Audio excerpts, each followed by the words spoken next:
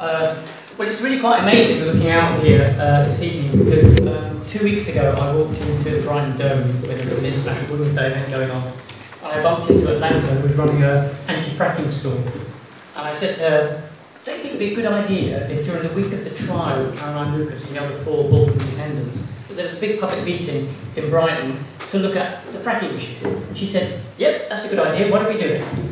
And 17 days later, exactly, we had over 100 people in the hall here. We had Greenpeace, Friends of the Earth, most of the anti-fracking groups in Sussex.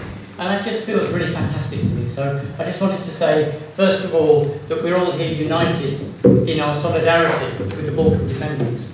And we're all here united in our support and passionate commitment to oppose fracking. And I want to say thank you to everybody here on the platform, everybody behind the scenes, some of you in the audience here know who you are, who helped to make this meeting happen.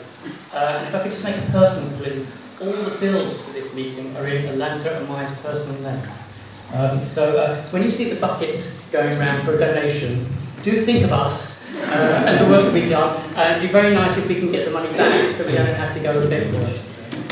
So, first of all, I know that most of us here don't need to be persuaded of the pros and cons of fracking, but I did think it was worth just looking briefly at a few of the myths of fracking.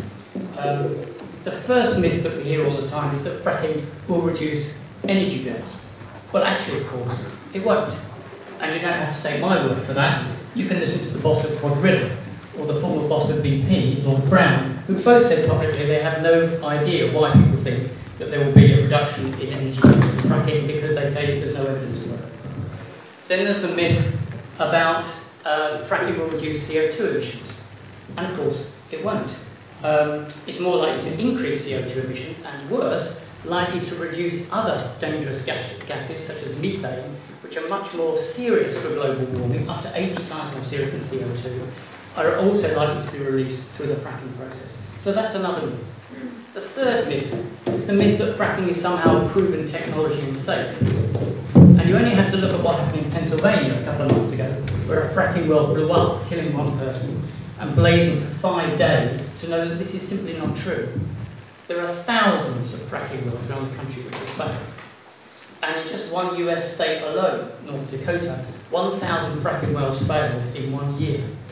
And when some of these fracking wells failed, not all of them, but some of them will release millions and millions of litres of polluted water full of toxic chemicals into the ground beneath the wells. So on all those fronts, all those myths about fracking, let's be clear that fracking is not an alternative. And the real problem, I think, for us is that if we go for the drive for fracking, then what we really ought to be doing around climate change, we forget about it. Because what we should be doing about climate change is moving in exactly the opposite direction.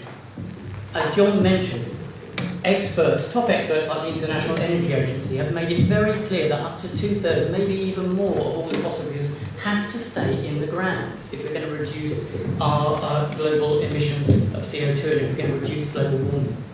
And we won't be able to achieve that if we go with the drive for fracking. So to stop fracking is absolutely essential for anybody who has a commitment to opposing global warming and trying to improve the situation of the environment. And of course there is an alternative. It's not true that fracking is the only alternative on hand. There are lots of other things that we could be doing. Massive programs of energy reduction, energy efficient measures would work. Other things such as investment in renewable energy. All these things are perfectly possible. These things would create jobs, they'd stimulate the economy, and they would tackle climate change in a way that fracking doesn't do any of those things. And just to bring it closer to home, to Sussex, I think it's important that we're aware of what's being proposed by the frackers for Sussex. We're not talking about one well here, one well there, or maybe another one over here. We're talking about the possibility in the Sussex Downs of hundreds and hundreds of fracking wells. And that's not just the extra congestion of the traffic that that's going to cause and the destruction of the local environment. We also know that by the law of averages, some of those fracking wells will fail. And some of them will spill the same toxic chemicals and polluted water into the ground underneath the Sussex Downs. So that's why the Balkan residents and other people in Sussex have taken up the campaigns against fracking. That's why some of them have risked arrest and have gone to court because they feel so passionate about it. And that's why over the coming months and years, we're going to see more and more mass direct campaigns of action against fracking across Sussex and nationally and internationally, because people feel so strongly about it. I just want to sound one little note of caution though and concern. Unfortunately, I think we all know from our personal experience that even with the best rational arguments in the world, you don't always win the argument. And that's true on the issue of climate change. We know that 99% of scientists concur with the view that human behaviour is the main cause of climate change and global warming.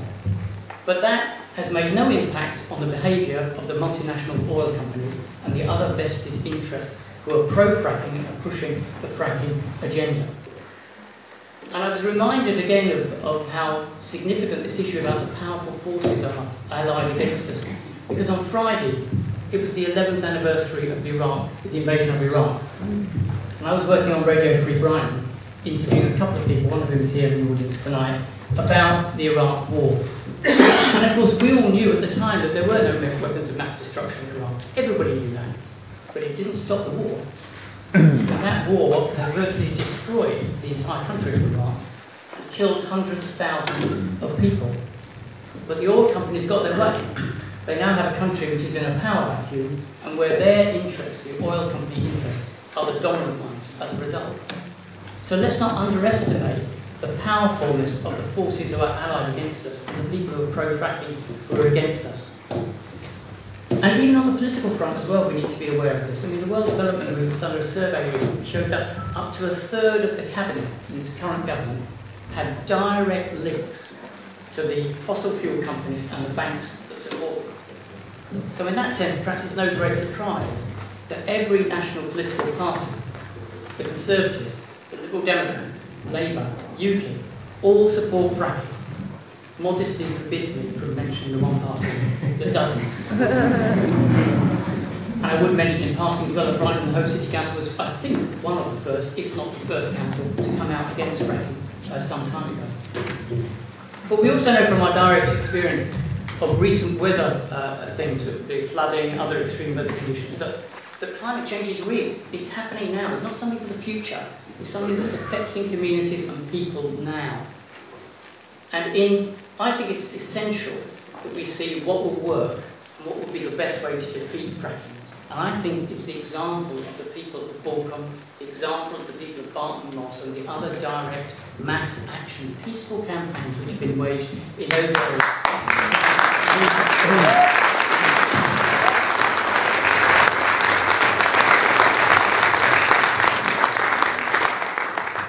And when we have our discussions, which are very important, and I've been participating in as well, about how we get a national ban on fracking, how we coordinate our work better, let's just keep in the back of our mind all the time that it is the mass, peaceful, direct action campaigns in Sussex, in Lancashire and elsewhere, which have brought fracking to the public's attention, to the media's attention, and forced it to become a national political issue.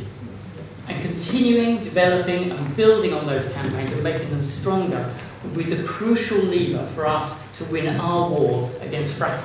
Thank you.